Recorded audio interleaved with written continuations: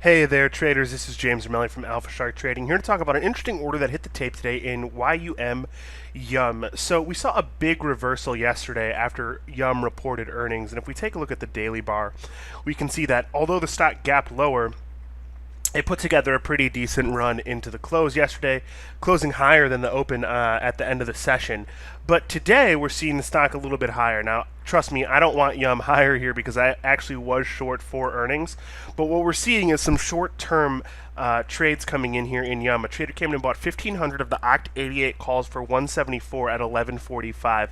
Now, this is labeled as a day trade because they're October expiry. Because there's 2 full weeks left, I could actually kind of treat this as a hybrid type of trade setup. They paid 174 at 11:45.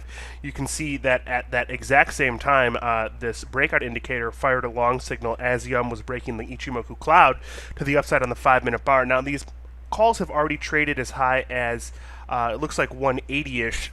So these did move to a profit for this trader. And even if I had looked at this as a non-scalp type of setup, I could keep an eye on these until Monday and possibly enter a long trade then, depending how Yum trades. Long story short, trader is coming in and putting on a relatively large bet here that Yum's going to be higher over the next 2 weeks. This might not seem like a very big trade, but at 174, 1,500 times, this trader is tying up $260,000 worth of capital through the expiration in October. So interesting trade setup. We're going to have to watch and see how this trades intraday. But one of the more interesting alerts to hit the tape today on a relatively quiet day.